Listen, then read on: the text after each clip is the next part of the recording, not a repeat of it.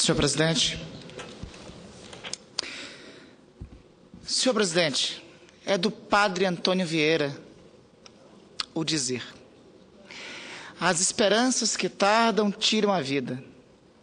As esperanças que vêm não só não tiram a vida, mas acrescentam os dias e os alentos dela. As esperanças que têm sido anunciadas nos últimos dias têm sido conquistas do povo brasileiro nas ruas. Ainda ontem disse, os últimos 7 dias, e eu vou estendê-lo, os últimos 8 dias, têm sido intensos. E têm sido dias de conquistas concretas da mobilização popular nas ruas. Nesses dias, o povo brasileiro garantiu a redução da tarifa de transporte coletivo em 13 capitais do país. 13 capitais que haviam reajustado as tarifas de transporte coletivo.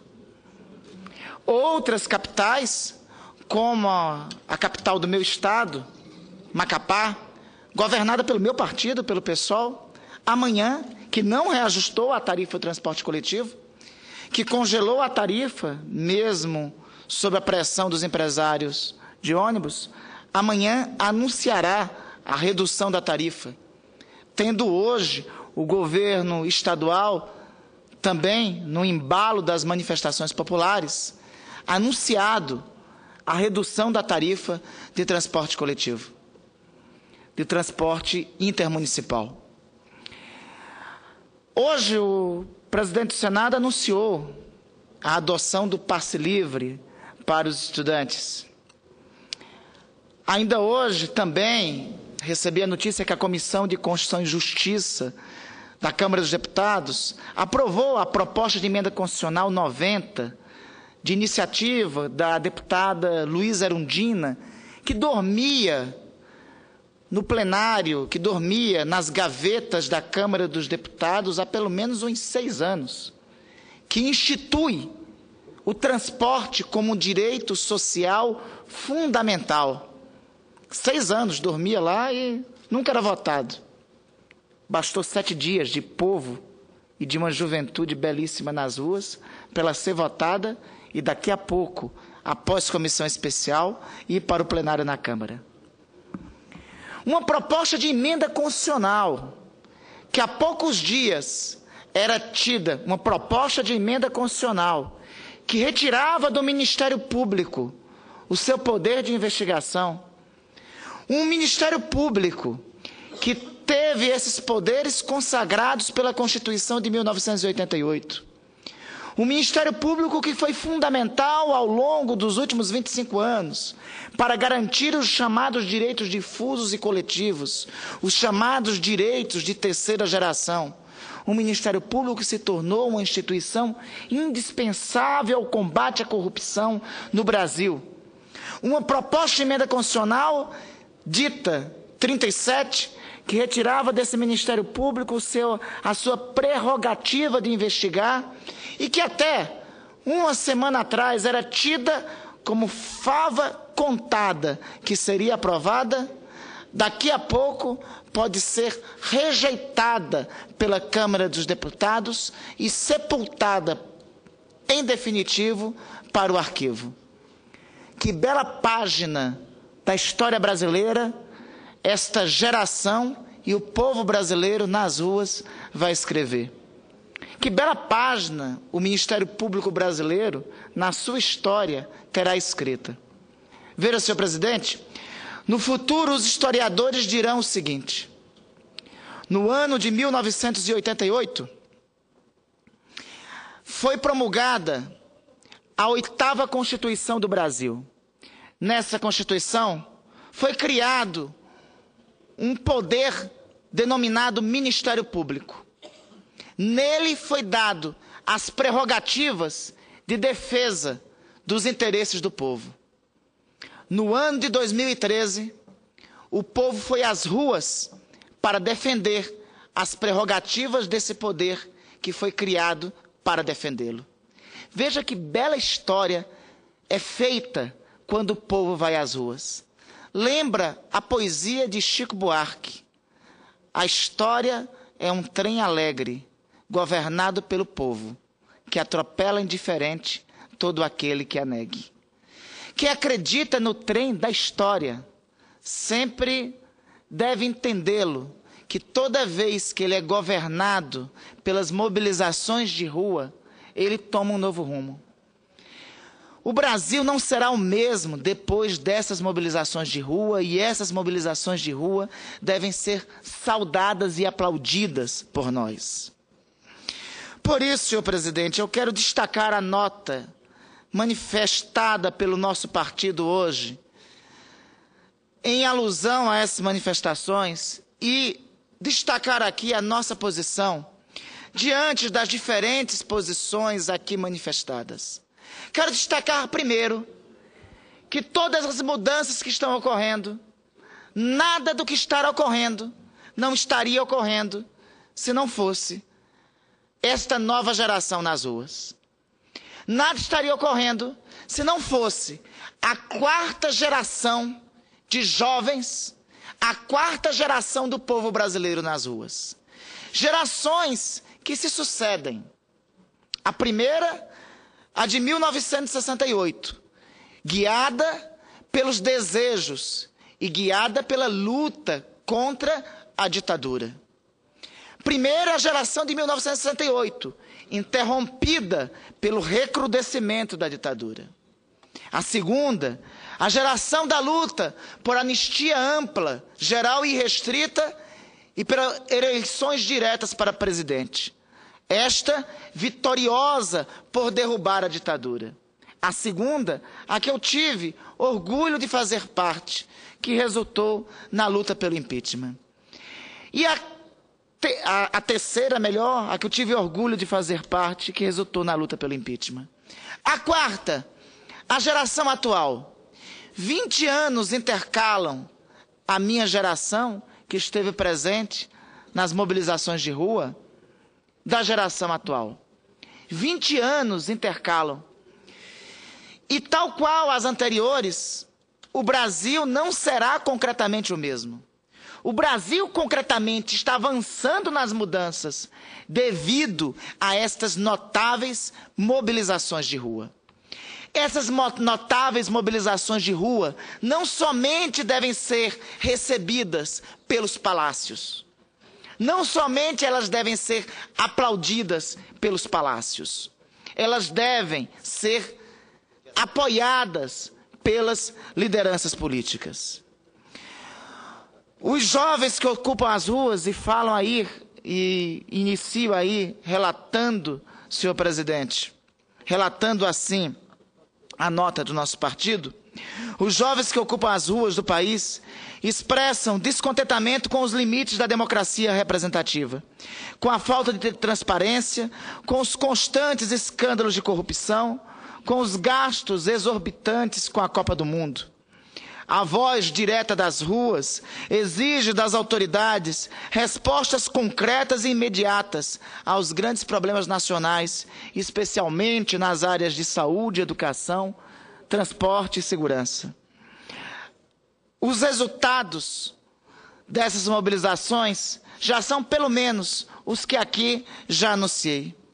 Por isso, o nosso partido apoia a continuidade dessa luta nas ruas por direitos.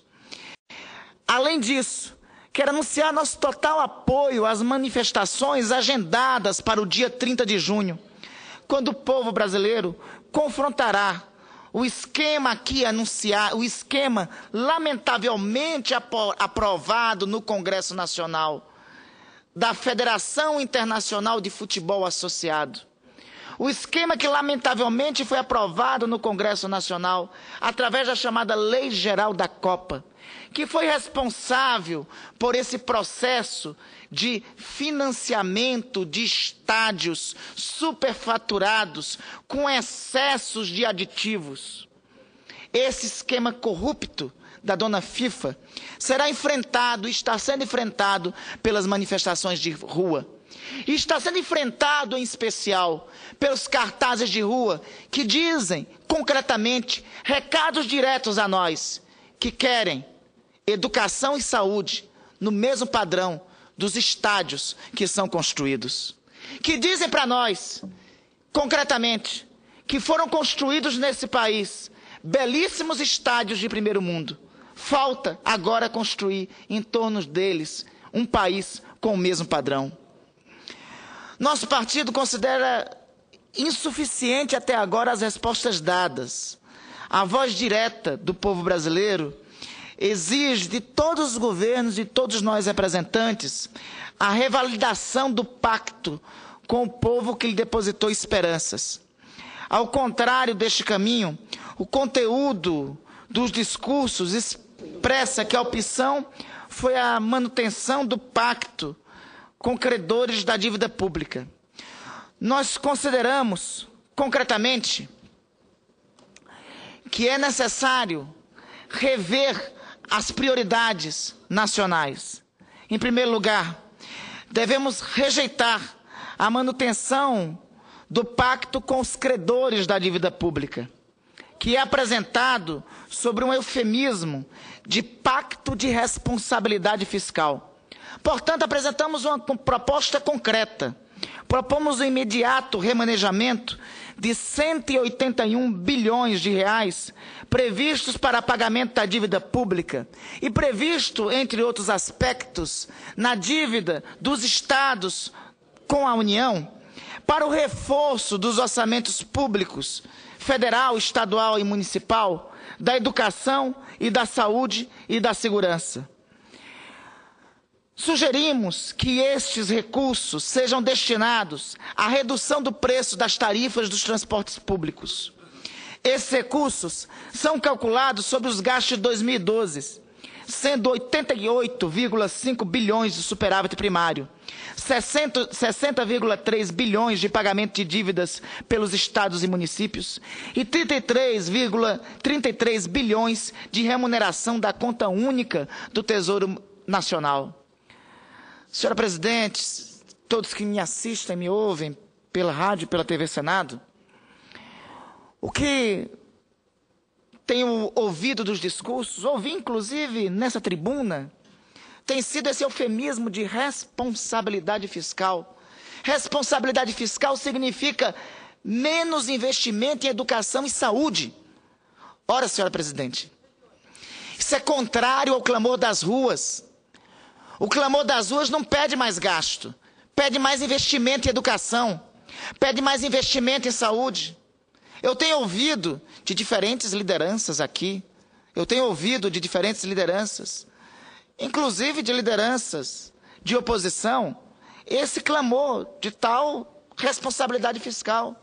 Essa tal responsabilidade fiscal é amarrar os financiamentos, é impedir o financiamento em educação, é impedir o financiamento em saúde.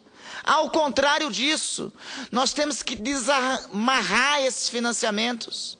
Nós temos que resolver concretamente o grande dilema que é o Brasil pagar somente 385 dólares por habitante em saúde pública, um dos menores investimentos em saúde pública por habitante da América Latina. Pagamos menos por habitante na América Latina do que nossos irmãos uruguaios, argentinos, costarriquenhos, cubanos, venezuelanos. Nós pagamos em saúde pública, nós investimos em saúde pública menos de 3% do nosso produto interno bruto. Quando, para cumprir o que está na Constituição da República, de saúde, direito de todos, dever do Estado, precisávamos investir 7% do nosso produto interno bruto. Nós precisamos resolver o dilema do investimento em saúde pública, resolver o dilema do nosso sistema único de saúde, que é, na letra da Constituição, um dos melhores do mundo, e para efetivá-lo como um dos melhores do mundo e ampliar o acesso de médicos ao sistema de saúde pública e universalizar o atendimento à saúde pública, nós temos que resolver o dilema do investimento na saúde pública. e para resolver o dilema do investimento na saúde pública, clara e concretamente, nós temos que ampliar as fontes do financiamento. Não é possível servir, portanto, a dois senhores. Não é possível servir aqueles que lucram com a dívida pública e, ao mesmo tempo, servir ao que está sendo reclamado pelo povo brasileiro. Portanto, é fundamental a reforma política, mas antes da reforma política, não vamos buscar mediações, não vamos para tergiversações. O primeiro reclame do povo brasileiro concreto que virá amanhã aqui bater nas portas do Congresso Nacional é mais educação, é mais saúde. E é este o primeiro reclame que temos que atender. É dar mais educação, é dar mais saúde. E para atender a esses reclames, temos que votar de imediato aqui a regulamentação de 10% da receita bruta da União para a saúde pública. O Plano Nacional da Educação, com não menos de 10% do produto interno bruto da União para a educação pública somente, e não com tergiversações com financiamento para a educação privada. Nós temos que passar das intenções para o gesto concreto, das palavras para as ações concretas. Em relação ao tema da reforma política, mais avançado que todos nós foi ainda há pouco o ministro Joaquim Barbosa na sua entrevista coletiva. Ele fez uma proposta, a adotemos. Disse o ministro Joaquim Barbosa que no plebiscito para a reforma política, plebiscito proposto pela presidente Dilma, que seja feito o plebiscito. E que um dos temas do plebiscito da reforma política seja a adoção do recall, da revogação popular de mandatos. Que seja instituído no nosso ordenamento jurídico a possibilidade de que o povo, quando quiser, revogue o mandato de qualquer político, quando quiser. Quando o povo quiser, estiver de novo nas ruas, possa, por uma assinatura de pelo menos 1% do eleitorado, pedir a revogação do mandato de qualquer político.